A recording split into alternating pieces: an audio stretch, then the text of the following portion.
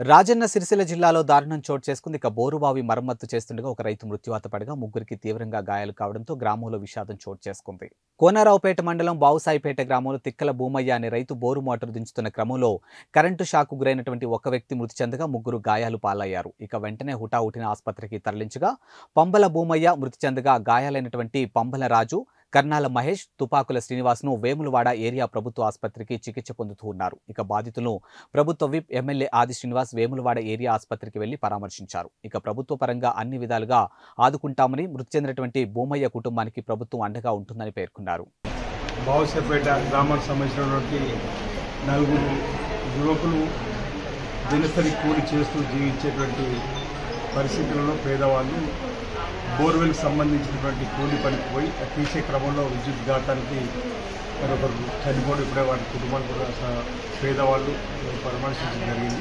మరో ముగ్గురు ఆసుపత్రులు క్షేత్రగ్రాములు కూడా వారిని పరామర్శిస్తూ సంబంధిత అధికారులకు, వైద్య శాఖ అధికారులకు కూడా ఆదేశించడం జరిగింది. వీరందరికీ మెరుగైన వైద్యం అందియాలని చెప్పని అది చనిపోయినటువంటి కుటుంబం పేద కుటుంబం చెప్పుకుంటూ బావుసాయిపేట గ్రామానికి సంబంధించినటువంటి ప్రజాప్రతినిధులు, అదేవిధంగా గ్రామ పెద్దలు వారి కుటుంబానికి తప్పనిసరిగా ప్రభుత్వ పక్షాన ఆదుకునేటువంటి కార్యక్రమం.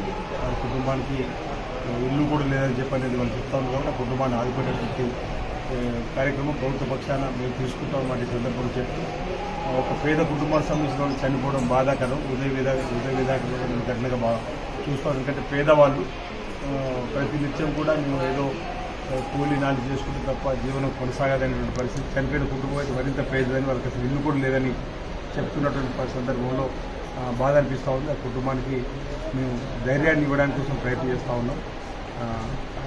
రాబో రోజుల్లో అంటే ఈరోజు ఈ కార్యక్రమం జరిగింది కాబట్టి ఆ కుటుంబానికి ప్రభుత్వ పక్షాన మరి తప్పనిసరిగా అండగా నిలబడతామన్నమాట ఈ సందర్భంగా తెలియజేస్తూ ఉన్నాం. చేతాఘాతులు ఎవరైతే ముగ్గురులో మరొకరు హాస్పిటల్లో వైద్య పరీక్ష జరుగుతూ ఉన్నాయి. వారికి కాలిపోయింది, ఏది చేయి కాలిపోయిందని అంటారు. దానికి సంబంధించిన పరీక్షలు జరుగుతూ ఉన్నాయి. ఆ పరీక్షలను కూడా మరి అక్కడ కూడా ప్రైవేట్లో జరిగిన వారికి కూడా ఉచితంగానే చేయాలని చెప్పని ప్రభుత్వ పక్షాన చెప్పడం జరుగుతూ ఉంది. వారికి మిగతా ముగ్గురికి మెరుగైన వైద్యం ప్రభుత్వ పక్షాన అందించే ఏర్పాట్లు జరుగుతాయి. అది కూడా వారికి సంబంధించిన వైద్యాధికారులకు చెప్పడం జరిగింది. ఆ సంబంధించినటువంటి వైద్యులకు చనిపోయిన కుటుంబాన్ని ప్రభుత్వ పక్షాన ఆదుకుంటామని చంద్రబాబు తెలియజేస్తాం.